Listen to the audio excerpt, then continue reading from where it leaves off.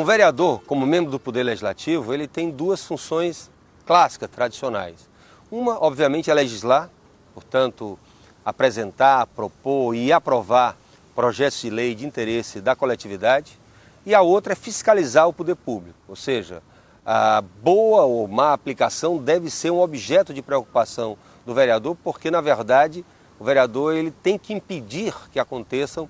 os atos de corrupção e garantir que o dinheiro dos impostos seja efetivamente bem aplicado em prol da coletividade.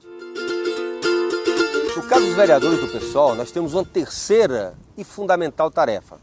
que é exatamente apoiar os movimentos e as lutas sociais, tanto nas ruas, nas manifestações, na luta em defesa da saúde, da educação, dos professores pelo piso, da moradia, contra as remoções, como também fazer repercutir essas lutas na própria Câmara Municipal,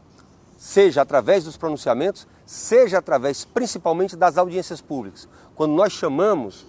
essas comunidades, esses movimentos, para eles usarem da tribuna e procurar, inclusive, mediar,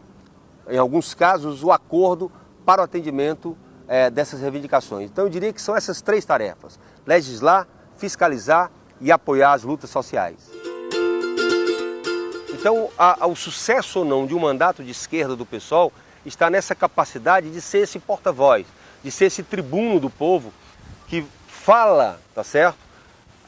por todas essas lutas e que legisla e fiscaliza em nome, vamos dizer, dessas maiorias sociais, tá certo, em defesa desses interesses de natureza pública, coletiva, social e ecológica. Eu acho que nesse sentido, a gente tem algumas vitórias importantes, não é? Eu acho que a aprovação de algumas leis de natureza ambiental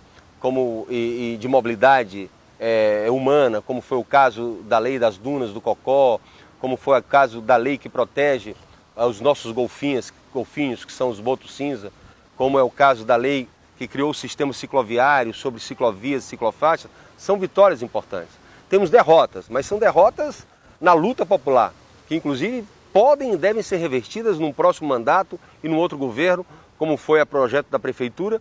que atingiu frontalmente as chamadas zonas especiais de interesse social. Mas até na luta pela moradia também tem vitórias importantes, como é o caso de comunidades, como a comunidade Aldaci Barbosa, como a comunidade Lauro Vieira Chaves, que conseguiram, tá certo, se contrapor às remoções da obra do EVLT. Eu acho que a gente também esteve muito presente, isso é importante, porque hoje a categoria dos professores, apesar de fortemente reprimida pela Prefeitura e pela direção da Câmara, que era completamente uma linha de transmissão da Prefeitura, ela conseguiu conquistas importantes nesses últimos 8 anos. Evidentemente que a lei do piso ainda não foi implantada integralmente, mas se melhorou o salário. Não foi por concessão da administração, foi por conta da capacidade de organização e de luta dos professores. E nós estivemos ao lado dessas lutas, inclusive nos momentos mais dramáticos, quando a Guarda Municipal, através do pelotão especial, reprimiu duramente. Então, o mandato ele conseguiu dar visibilidade a isso. Mas eu poderia falar de tantas outras lutas, como a luta contra o aquário, em defesa da comunidade do Poço da Draga, a luta dos agentes comunitários de saúde, a luta das diversas categorias de servidores públicos que estiveram sempre na Câmara e foram as audiências públicas que forçaram o governo, de alguma forma, a negociar com essas categorias, o debate que nós tivemos sobre a regulamentação do plano diretor, a implantação do Conselho das Cidades,